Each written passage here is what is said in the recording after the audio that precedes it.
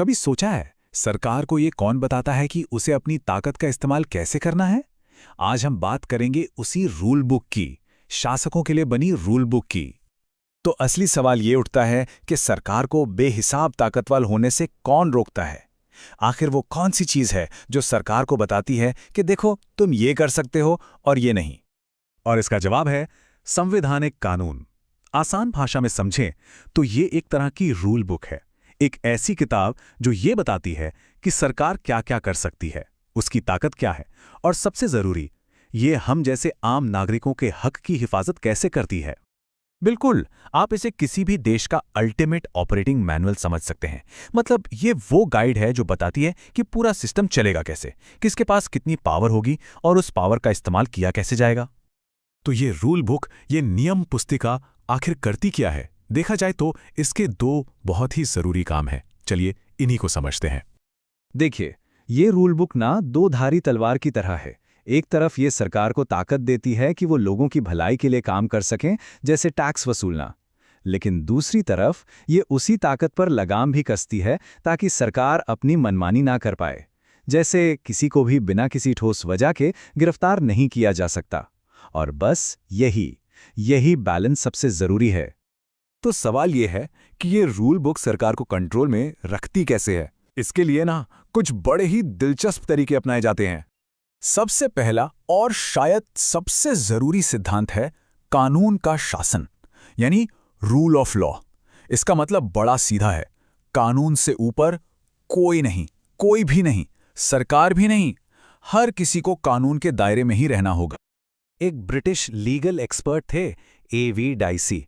उन्होंने इसके 3 पिलर्स बताए। पहला, कानून ही सबसे ऊपर है, किसी की मनमर्जी नहीं चलेगी। दूसरा, कानून की नज़रों में सब बराबर हैं, चाहे वो देश का प्रधानमंत्री हो या कोई आम इंसान।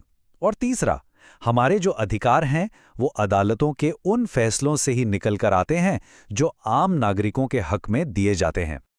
अब आते हैं दूसरी बड़ी स्ट्रैटेजी पर, और वो है शक्तियों का बंटवारा, यानी सेपरेशन ऑफ पावर्स। ये एक बहुत ही शानदार आइडिया है, ये पक्का करने के लिए कि सारी की सारी ताकत किसी एक इंसान या संस्था के हाथ में ना आ जाए। तो इसमें होता क्या है कि पावर को 3 हिस्सों में बांट दिया जाता है। विधायिका, जिसका काम है कानून बनाना, कार्यपालिका, जो उन कानूनों को लागू करती है, और न्यायपालिका, जो ये देखती है कि कानून का मतलब क्या है। और मजे की बात यह है कि ये तीनों एक दूसरे पर नजर भी रखते हैं, जिसे कहते हैं चेक्स एंड बैलेंसेस, ताकि कोई भी एक ब्रांच जरूरत से ज्यादा पावरफुल ना बन जाए। ठीक है, अभी तक तो हमने सरकार और सिस्टम की बात की, लेकिन ये सब हमारे लिए, एक आम इंसान के लिए क्यों जरूरी है? चलिए अब इस पर आते हैं। क्योंकि ये जो नियम है, ये सिर्फ सरकारों के लिए नहीं बने हैं। असल में तो ये हर नागरिक के बुनियादी अधिकारों और आज़ादी के लिए एक ढाल है। ये एक तरह का सेफ्टी शील्ड है सरकार की ताकत के खिलाफ। इस बात को ना एक पुरानी कहानी से समझते हैं। बात है 1765 की। कैरिंगटन नाम का एक सरकारी एजेंट जॉन एंटिक नाम के एक लेखक के घर में जबरदस्ती घुस जाता है और सब कुछ तहस नहस कर देता है।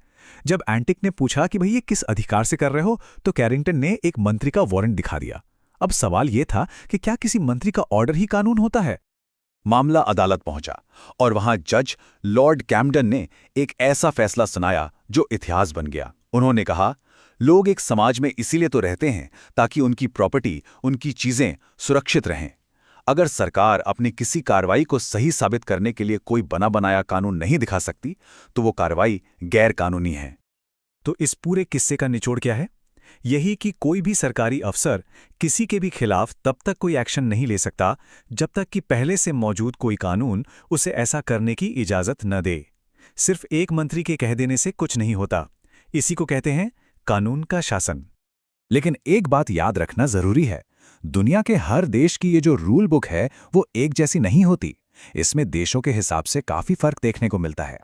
जैसे कुछ देशों का संविधान संहिताबद्ध यानी कोडिफाइड होता है, मतलब सब कुछ एक ही किताब में साफ साफ लिखा होता है, जैसे भारत या अमेरिका का संविधान। वहीं दूसरी तरफ यूनाइटेड किंगडम जैसे देशों का संविधान असंहिताबद्ध यानी अनकोडिफाइड है। वो किसी एक किताब में नहीं, बल्कि कई अलग अलग कानूनों, कोर्ट के फैसलों और परंपराओं से मिलकर बना है। और इसी तरह लीगल सिस्टम्स भी अलग अलग होते हैं। कॉमन लॉ सिस्टम में जो अमेरिका और यूके जैसी जगहों पर है, जजों के फैसले भी एक तरह से कानून बन जाते हैं, जिन्हें प्रेसिडेंट कहते हैं। जबकि सिविल लॉ सिस्टम में कानून का सबसे बड़ा सोर्स संसद से पास हुए बड़े-बड़े लीगल कोड्स होते हैं।